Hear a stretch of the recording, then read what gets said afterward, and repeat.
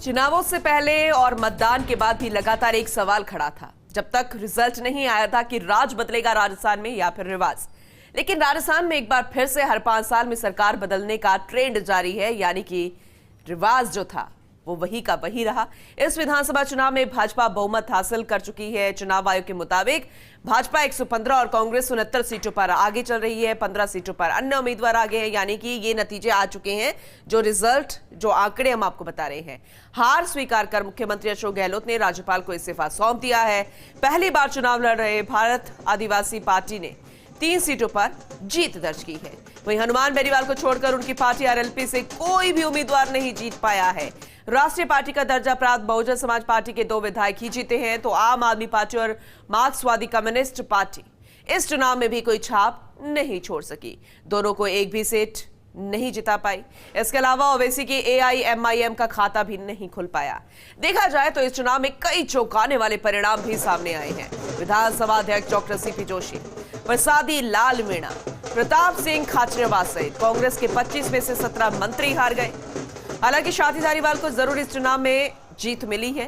वहीं दूसरी ओर से बीजेपी से नेता प्रतिपक्ष राजेंद्र राठौड़ और उप नेता प्रतिपक्ष सतीश पूनिया भी चुनाव हार गए हैं। ये पहली बार है कि विधानसभा अध्यक्ष समेत नेता प्रतिपक्ष और उप नेता को चुनाव में हार मिली है। वहीं इसके अलावा एमपी और छत्तीसगढ़ में मिली प्रचंड जीत के बाद दिल्ली स्थित भाजपा मुख्यालय में जमकर जश्न मनाया गया। इस दौरान प्रधानमंत्री नरेंद्र मोदी संबोधित करते हुए नजर आए। उन्होंने कहा कि जहां से लोगों की उम्मीद खत्म होती है, वहीं से मोदी की गारंटी शुरू होती है। इस चुनाव में जातियों को बांटने का काम हुआ, लेकिन मैं शुरू से कह रहा था कि मेरे लिए देश में सिर्फ 4 जातियां हैं, जिनमें नारी शक्ति है, युवा शक्ति है, किसान है और हमारे गरीब परिवार शामिल है।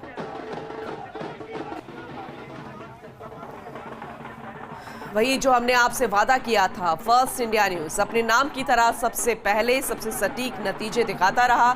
सबसे पहले जो रुझान आया वो फर्स्ट इंडिया ने आपको दिखाया। सबसे पहले जो परिणाम आया वो फर्स्ट इंडिया ने आपको दिखाया। दूध से पहला रिजल्ट आया था। वही जो रुझान निकल कर आ रहे थे, हालांकि वो हर पल बदल रहे थे, क्योंकि रुझान कभी नतीजे नहीं होते, लेकिन शुरुआत से ही रुझानों में भारतीय जनता पार्टी बढ़त बनाए हुए थे और वही रुझान नतीजों में भी तब्दील होते हुए नजर आए। 115 सीटें भारतीय जनता पार्टी ने अपने नाम कर ली। विक्ट्री का निशान दिखाते हुए बीजेपी ऑफिस से तमाम दिग्गज नजर आए, तमाम कार्यकर्ता जो थे वो भी नजर आए और ये महिलाओं का भी जश्न मनाने का ये वीडियो खूब सोशल मीडिया पर वायरल हुआ, क्योंकि महिलाओं की भागीदारी, ये जो महिला मोर्चा की टीम है, ये भी जश्न मनाती हुई बीजेपी ऑफिस के बाहर से नजर आई। हालांकि गारंटियां कांग्रेस सरकार की तरफ से भी दी गई थी। एवं 7 गारंटियां भी लाने की बात कही जा रही थी कि एक बार फिर से अगर सरकार रिपीट होती है तो ये गारंटियां लागू की जाएगी, जिसमें हर किसी को बांटा गया था, चाहे वो गरीब हो, किसान हो, महिलाएं हो, युवा हो या फिर एक मिडिल क्लास फैमिली। लेकिन उन गारंटियों से भी ऊपर एक गारंटी जिस पर विश्वास जताया, उस संकल्प पर भरोसा दिखाया, जो संकल्प पत्र था भारतीय जनता पार्टी का, और उसके अलावा एक गारंटी जो प्रधानमंत्री नरेंद्र मोदी ने दी थी कि मैं जो गारंटी देता हूं वो सभी गारंटियों की गारंटी होती है। अगर मोदी ने कहा है तो वो गारंटी पूरी होगी, और लोगों ने उस पर विश्वास भी जताया। अब की बार राजस्थान में भाजपा सरकार हुई और लगातार ये सवाल भी था कि क्या राज बदलेगा सिर्फ या फिर रिवाज, लेकिन रिवाज बदला नहीं और राज जो है वो बदल गया है। कांग्रेस की सरकार थी, भारतीय जनता पार्टी की सरकार आ गई, लेकिन सिंहासन तैयार है। राज तिलक की तैयारी की जा रही है, लेकिन राज तिलक किसके सिर माथे होगा?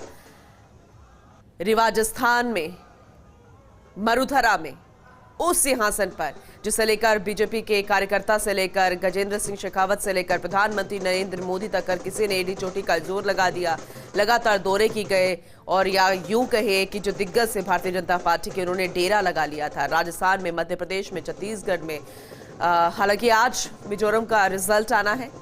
तेलंगाना को पाट नहीं सकी भारतीय जनता पार्टी, और दूसरी तरफ देखा जाए जो बीआरएस थी, जो लगातार वर्चस्व कायम की हुई थी, वो भी इस बार वहां पर कब्जा नहीं कर पाई, क्योंकि इस बार जो वर्चस्व कायम हुआ है तेलंगाना में वो हुआ है कांग्रेस का। कांग्रेस की सरकार एक राज्य में अपनी सरकार बनाने में सफल रही है, लेकिन बाकी अन्य 3 राज्य, राजस्थान, मध्य प्रदेश, छत्तीसगढ़, भारतीय जनता पार्टी ने अपना कब्जा कर लिया है और इन तीनों ही राज्यों में क्या देखना होगा, क्या जो पूर्व मुख्यमंत्री रहे हैं उन्हीं को वापस लाया जाएगा, लोकसभा चुनाव को भी देखा जाएगा, या फिर प्रधानमंत्री नरेंद्र मोदी के दम पर जो चुनाव लड़ा था वो इस बात पे कायम रहेगी कि मोदी के चेहरे के आगे हम कोई भी चुनाव जीत सकते हैं, हमें किसी भी फेज की जरूरत नहीं है और ऐसे में इस आधार पर फैसला लिया जाएगा। ये बेहद दिलचस्प होगा देखना भी। क्या पूर्व मुख्यमंत्री वसुंधरा राजे राजस्थान में मुख्यमंत्री बनेगी? क्या वो चेहरा होगा जिसके कंधों पर जिम्मेदारी थी? क्योंकि कई नाम निकलकर सामने आ रहे हैं। सांसद बाबा बालकनाथ का नाम निकल कर आया, शायद उनके समर्थक जो है इस नाम को आगे करना चाह रहे थे, क्योंकि सुगबुगाहट तो हुई। फिर नाम गजेंद्र सिंह शेखावत का भी आया, नाम लोकसभा स्पीकर का भी आया, लेकिन वो पहले ही इस चीज से क्लियर हो चुका है कि वो मुख्यमंत्री नहीं होंगे। इसके अलावा तमाम और नाम निकल कर आ रहे थे। ओम माथुर का नाम निकल कर आया, कई चंद नाम और निकल कर आए, लेकिन अभी कुछ भी कहना जल्दबाजी होगी, सिर्फ अनुमान है, कयास है, क्योंकि राज तिलक जिसका होगा उसके नाम पर मुहर आला कमान लगाएगी, प्रधानमंत्री और अन्य दिग्गज लगाएंगे, वो सब बैठ के तय करेंगे। और या फिर यूं कहें कि वो ऑलरेडी तय कर चुके हैं, लेकिन बस नाम आना बाकी है। पार्टी में जोश कम ना हो, इसलिए जश्न का माहौल लगातार जारी है। तस्वीरें हम आपको दिखा रहे हैं, चाहे महिलाएं हो, यूथ हो या फिर कोई पार्टी का दिग्गज, हर कोई जश्न मनाता हुआ कल शाम से ही नजर आ रहा है। दिल्ली न्यूज एडिटर अदिति नागर हमारे साथ जुड़ गई हैं, उनका रुख कर रहे हैं। अदिति, पहले ये सवाल था कि राज बदलेगा, रिवाज बदला नहीं है, राज जरूर बदल गया है, लेकिन अब सवाल है कि राज तिलक किसका होगा? सिंहासन तैयार है, ऐसा नहीं है कि स्ट्रैटेजी या फिर नाम पहले तय नहीं किया होगा, बस नाम शायद आना बाकी होगा। विस्तार से आपसे समझना चाहेंगे कितना वक्त लगेगा और किस स्ट्रैटेजी के तहत उस नाम को रखा जाएगा। बिल्कुल, देखिए, भारतीय जनता पार्टी अपनी स्ट्रैटेजी के लिए बहुत ज्यादा मानी जाती है और कल भी जब प्रधानमंत्री नरेंद्र मोदी पहुंचे थे, उन्होंने कार्यकर्ताओं को संबोधित किया था। उसके बाद एक छोटी सी मीटिंग हुई थी, छोटी नहीं कहेंगे, करीबन 45-50 मिनट की बैठक हुई, जिसमें प्रधानमंत्री नरेंद्र मोदी, जेपी नड्डा थे, अमित शाह मौजूद थे और राजनाथ सिंह मौजूद थे। उसे कई तरीके से देखा जा रहा है, हालांकि वो पार्लियामेंट्री बोर्ड नहीं करी जाएगी, लेकिन वो सबसे पावरफुल मिनिस्टर्स की एक मीटिंग जरूर करी जाएगी। चुनाव के नतीजों के ठीक बाद ये बैठक होना, ये माना जा सकता है कि पहला ऑब्जर्वर्स की बात थी कि किनको भेजा जाए।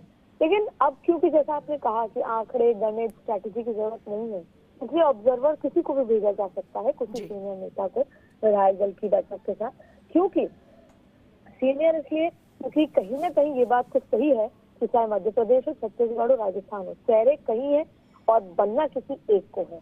तो ऐसे में ऑब्जर्वर्स कौन जाएंगे उस पर बातचीत हुई और ये भी संभवतः बातचीत हुई होगी कि किसको मुख्यमंत्री बनाया जाए, क्योंकि आगे 2024 को लेकर क्या स्ट्रैटेजी है। हालांकि वो बात अभी आउट नहीं हुई है और ऐसे में ये बात तय है कि अब आज शाम तक या कल सुबह तक सबसे पहले तो ये अनाउंसमेंट हो जाएगा कि ऑब्जर्वर कौन होगा। और दूसरी बात ये है कि विधायकों से बैठक होने के बाद ये तय कर लिया जाएगा कि विधायकों से बैठक करने के बाद ऑब्जर्वर आला कमान को ये बताएगा कि विधायक क्या चाहते हैं। अच्छा, उनको पर्ची लिखवा के किया जाए, उनसे बातचीत करके किया जाए और उसके बाद आला कमान की तरफ से विधायकों की जो इच्छा है वो पूछने के बाद फाइनल नाम तय किया जाएगा। लेकिन इसके इतर, ये तो मैंने आपको बताया प्रोसेस, लेकिन इसके इतर आपको पता है कि अब भारतीय जनता पार्टी के काम करने के तरीके अलग हैं और कहीं ना कहीं ये पता है कि तीनों राज्यों में मुख्यमंत्री किसको बनाना है, क्योंकि उसका डायरेक्ट लिंक 2024 के चुनाव से भी है। ऐसे में मन में सब कुछ तय है, अभी चीजें बाहर आने बाकी। बिल्कुल इंतजार रहेगा इस बात का भी। बहुत शुक्रिया आदित्य विस्तार से इसे समझाने के लिए। तो मोदी की गारंटी को जनादेश मिल चुका है, विधायक दल की बैठक होनी है, ऑब्जर्वर बनाया जाना है, वो जानकारी लेगा और ये अपडेट करेगा आला कमान तक। हालांकि आला कमान पहले से तय कर चुका है, लेकिन फिर भी विधायकों के मन को टटोलना है। देखने वाली बात होगी कि किसके नाम पर आखिरी मुहर लगती है। बात हम सिर्फ राजस्थान ही नहीं, बात हम मध्य प्रदेश और छत्तीसगढ़ की भी कर रहे हैं।